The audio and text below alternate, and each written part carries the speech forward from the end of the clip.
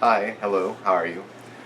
So last weekend on Friday, I went and saw the movie God's Not Dead. And What did you think about it? I have a few issues with it. First off, let me go ahead and break down the story. So, if you've seen the trailer, which I know many of you probably have, the movie's about a kid who's going to college, and there's a philosophy professor who requires him to say that God's not dead, and he refuses to do it. So the philosophy teacher, Kevin Sorbo, says that he has to defend the antithesis of that statement, that God isn't dead. Yeah. So, or like, yeah. So, sorry, there's noises outside. I wanted to do it before the song went down. So, he builds his case. He's given 3 lectures of 20 minutes each in which to present his case at the end of class. The movie has a few interesting things in it. There are 4 types of atheists in the movie. There are the atheists who are angry at God, and that is their full reason for being atheist, that they are mad at God. There is the atheist who has no hope, the hopeless atheist. And then there's the atheist who is full of himself, or The sinner. the best way I could put it is he just wants to keep on sinning atheist. I'm sure y'all have heard all of those claims made against atheists before. Even more so, though, is that this atheist also has no compassion. So you have a compassionless atheist, an angry at God atheist, and the hopeless atheist. The other type of atheist, which is summed up in the character called Martin, comes from the People's Republic of China, is the atheist that doesn't know. He doesn't have the information. Alright. I'm not going to rebut all of the arguments, partly because I don't have the movie with me to verify quotes and all that. But I will say a few issues I have with that, with all of those things. One of the things that I thought was bad. It's too simplistic. Like the archetypes Well, the of archetypes, people are just so. Yeah, the archetypes are generally the actual ideas that every theist throws at every atheist. That you just hate God, or you just want to keep sinning, or The perspective makes sense because how could anybody just lead a life outside of God? It's so simple. All you have to do is accept Him, ask for forgiveness, and go to heaven. well, yeah, So, the inside looking out, it's hard to understand or relate to other people. And I do have to give the credit. I do have to give the movie credit. It isn't bad acting, but it does seem to be a movie that is actually made for those who already believe. Because it almost seems like they didn't keep in mind. It's of course, I don't want to say propaganda, but it's evangelism. So you're trying to spread your religion and convert people. But to me, the movie. I'm Chris, by the way. I'm Miller Silversea in the background, the weird voice without a face. But to me, it doesn't seem like it successfully But you also didn't see evangelizes. I didn't see the film, but I mean, I saw the trailer, I saw clips from it. Well, the trailer. I feel like I've seen enough to know. The trailer doesn't do it gist. justice. In fact, Yeah. Mr. Repsian did a video, and he critiques the trailer. And the problem with his critique of the trailer is that he makes some predictions for the movie that are way off. First off, he says that Kevin Sorbo's character, the philosophy teacher, is the most rational character, which he isn't. He is possibly the least rational character. He also makes the claim that the person who is the hopeless atheist gets cured. No, she doesn't. She does go to doctors, and she finds out she has stage 4 cancer, and she is doomed. So she's very emotionally vulnerable, which is always the perfect time to get most people to believe in God. So the trailer saw you better than the actual movie, or no? No, the movie does. The movie is a lot better than the trailer is, but not by much. Oh, okay. Let's see, I forgot where I was going to go when you started talking.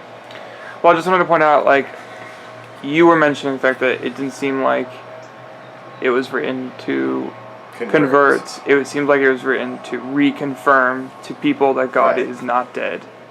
Which, Kind the of. statement to begin with, God is not dead. Which Kevin Sorbo points out That- is just a metaphorical statement, stating that people... Thank God, because in the trailer, because that to me would explain the idea that, okay, God exists and now he's dead, but actually does. metaphorically, it's the idea of God in society. He makes the statement that it's metaphorical, basically stating that humans no longer need God. Need is what God. The purpose of it. Which I would agree with, because I think we invented God to explain what we do not understand about the world and the universe, because we like to be in control of our environments, and to realize the scary feeling of events in your life not being in anyone's control whatsoever Right, is very scary. Which is the whole purpose Yeah. of the hopeless atheist with cancer. Oh, okay. She doesn't understand. She doesn't know what's going to happen to her. Whatever. She, of course, meets Willie Robertson, one of the Duck Dynasty people, I believe. Yeah. And she questions him. For some reason, They got a lot of celebrities. For some reason, they make it important to show you the back of her car that she is a vegan. I don't understand, because I know Christian vegans. Do they like zoom out on it? So yeah, they do. Like, you see that. They never actually bring it up, but she does talk to him about how do you feel about killing innocent animals with your guns and all this stuff. So, whatever with that one. So I'm not exactly certain where they were going with that. But after his first day in philosophy class, he tells the teacher that he can't write that God is dead on a piece of paper and turn it in. And so he doesn't know what to do.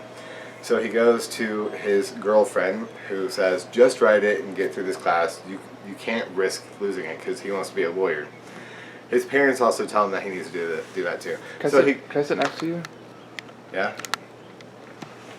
But Mike is going to take it away. Nice. So anyway,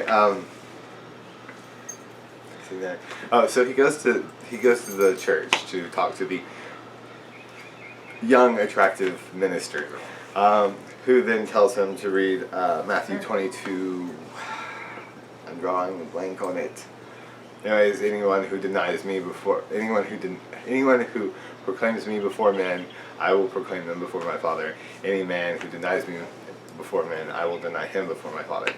Basically telling him he needs to do this. But before he gets to that point, he asks the kid, he goes, how many kids are in your class? He's like 80. And he's like, well, how many of them do you think would be here in a church? And the guy says, 0. And I'm like, is this shot in a foreign film? Are we not aware of the actual numbers of Christians in America? To me, that's almost seems like egotistical. Like, I'm the only one who rose to the occasion and became a believer. Like, no one in my class would be intelligent enough to come to church. So I'm like, yes, atheists are on the rise in numbers, or non-believers are on the rise in numbers, and it's higher in the younger crowd. But for 80 kids, and only one of those 80 kids would go to a church, kind of ridiculous. 70 of those kids probably go to, or went to, or at least go to on holidays to a church. Right. Like. And there is another scene that I have a problem with. There's a girl who apparently was raised in the Islamic faith. And I only have as much problem with this because it is one religion talking about another religion. When they find out that she has committed apostasy, that she has left the Islamic faith and is a Christian by listening to Franklin Graham, which, if you're unfamiliar, that's Billy Graham's son. She gets smacked across the face a couple of times by her father and then thrown out. Yeah. So it's like the story of the outcasts. I'm the only one in my class. I'm the only one in my family. So. But God loves the outcasts. I mean, like, it's very. I mean, that part of it's very nice. I like that part, but that image is like, because clearly they live in America. I find that the hitting might be a bit much, and yes, it does happen in America. Don't think that I'm criticizing that. In fact, hate crimes. People get run over. We're not talking about hate crimes. We're talking about. It was a hate crime, though. It's not a hate crime. Yes, the father hated her because he switched. She did actually. They do a great job of showing you that her father doesn't hate her. Oh, okay. That he's actually really sad that he has to throw her out. Oh, he has to though. Because he's supposed to kill her according to the Quran. Murder her, yeah. Anyway, now that you've thrown that off topic. It's important. I mean, you're gonna talk forever anyways. I might as well bring it up. People get run over by their But I'm only male family members. But I'm only talking about the movie. It's about religion. But I'm talking about the actual movie. Okay, sorry. Anyways, so I had a problem with that. The kid negotiates to the professor not being the one grading him, but everybody else. So he presents his case. His first case is the only one that the professor actually rebuts, stating that the universe had to have a beginning. Basically, if you're familiar with the Kalam cosmological argument, that's what he presents. And Kevin Sorbo's character brings about the fact that Stephen Hawking says that it could happen through gravitational forces anyway. He has no rebut for this during that lecture, and so it's just let go. Technically, that's wrong. Our universe doesn't require a beginning. Right. An origin. It could be continuously. They used the worst argument to rebut with. I really feel that that was the worst one they could use.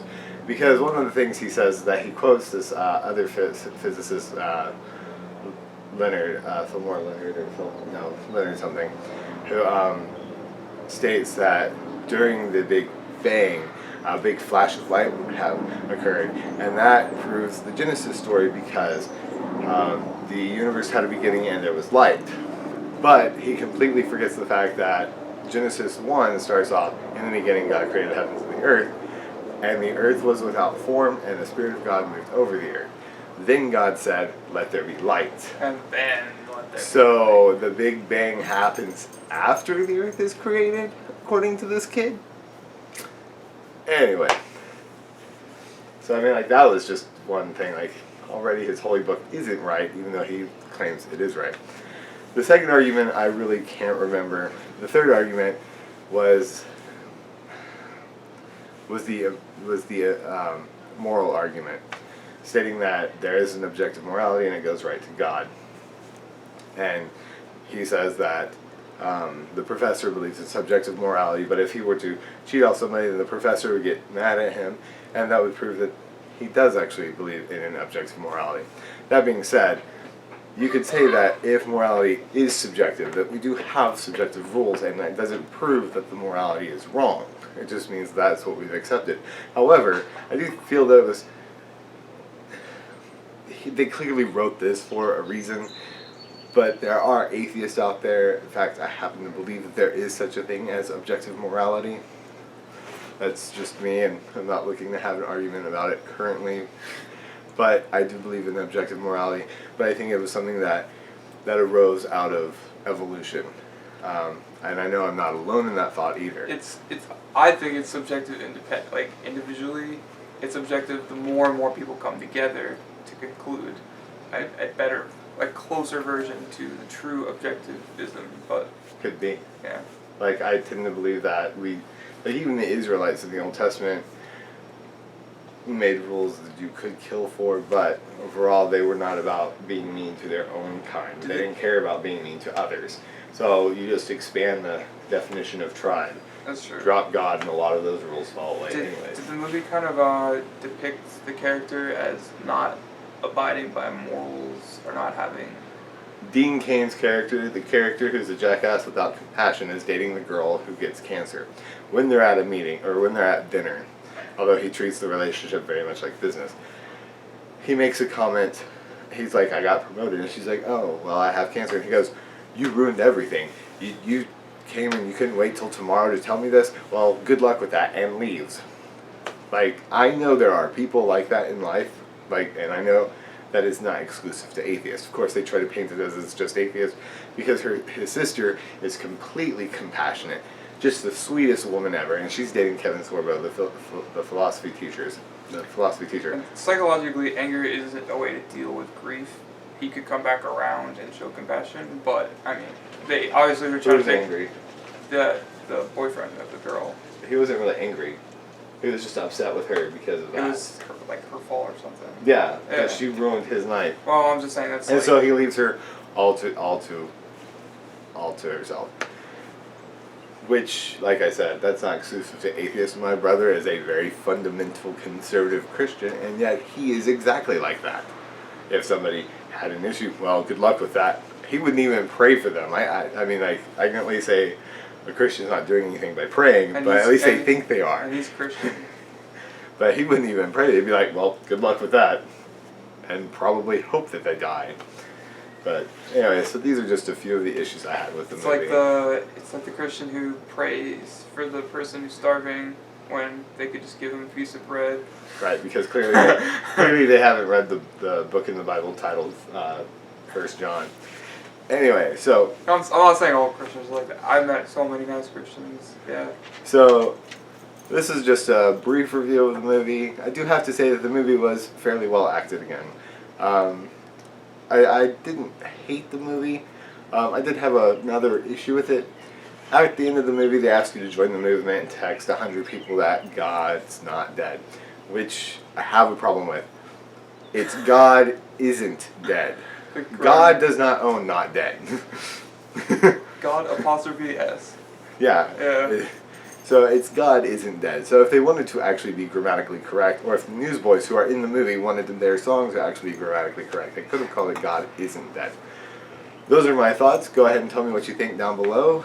And I look forward to seeing y'all soon. Oh, I just want to interject because the most dissatisfying part to me that you described was the two main characters, the teacher, and then the student. The teacher's name is Professor Radisson. Professor Radisson. They depicted him as an atheist, but he's not really an atheist. I didn't get to that part. At the he's end, not really an angry atheist. He's an actual angry atheist. He's an angry at God person. So that's what I missed. Yeah. All right. So the way he proves it to the class is he says, "Why do you hate God? Why are you so mad at him? Why?